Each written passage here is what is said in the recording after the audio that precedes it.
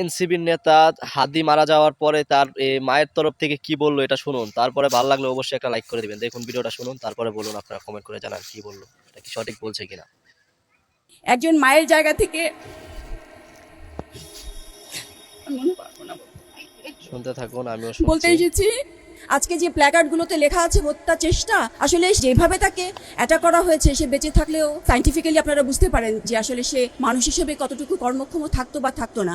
এটা আসলে হত্যাই। এইভাবে তো কাউকে হত্যা করে কোনো স্বপ্নকে শেষ করা যায় না। আমরা প্রতিশোধ চাই না, কষ্টে আমরা বললো, চাই ন্যায় তারপরে বিচার। শুনলে আমরা হাদির কষ্টে আদর্শই আমাদের মানুষের শপথ, চোখে জল। হাদির পথে আমাদের কত লড়াই কষ্ট চলবে। দেখুন, মায়ের আমাদের কষ্ট। মধ্যে উপস্থিত আছে ঢাকা বিশ্ববিদ্যালয়ের অধ্যাপিকা সাবিনা ইয়াসমিন।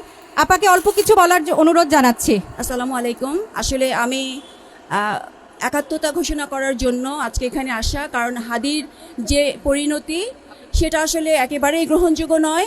আর একটা প্ল্যাটফর্ম দরকার ছিল যেখান থেকে একটু বলা যায়, সেজন্য আসলে আমি একজন মায়ের জায়গা থেকে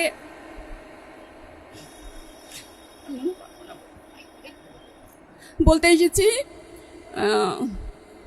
মানে এখন যে প্রশাসন, তাদের কাছে আমার প্রশ্নটা যে আপনারা যাদের আত্মত্যাগের এই ফলাফলটার মধ্যে আপনারা আজকে একটা রাষ্ট্র পরিচালনার দায়িত্ব নিয়েছেন, তাদেরকেই আপনারা হচ্ছে গিয়ে নিরাপত্তা দিতে পারছেন না।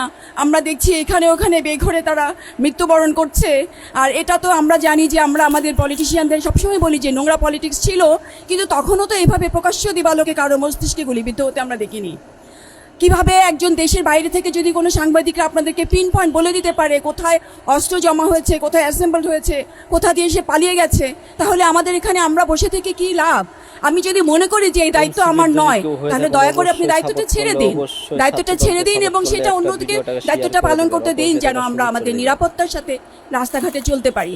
আর হাদিকে যারা ব্যবহার করেছে তাদেরকেও বলি যে আপনাদেরও কিন্তু উচিত ছিল হাদির এই যে চারিদিকে কারা আছে সেই জায়গায় একটুখানি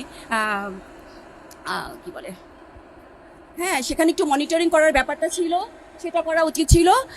তো আসলে আমি আসলে কোনো বলার জন্য একেবারেই রেডি না, কিন্তু আমার কাছে মনে হচ্ছে যে আজকে যে প্ল্যাকার্ডগুলোতে লেখা আছে হত্যা চেষ্টা, আর আজকে আমরা বলে ফেলছি যে হত্যা।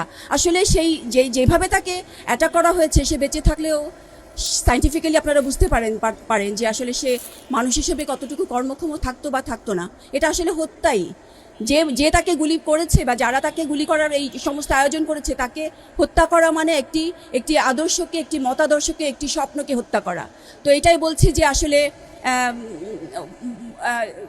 আসলে আমরা, আমার ভাষা আসছে না যে আমরা বলতে পারি যে আসলে এইভাবে তো মৃত্যু, কাউকে হত্যা করে কোনো স্বপ্নকে শেষ করা যায় না, তাই না? আমরা সবাই দোয়া করি আল্লাহ তাকে জান্নাতুল ফেরদৌস দান করুন, এবং আমরা এটা আশা করি যে তার যে স্বপ্ন আমরা ধারণ করব, লালন করব, বাস্তবায়ন করব আমাদের শেষ রক্তবিন্দু পর্যন্ত। ধন্যবাদ সবাইকে।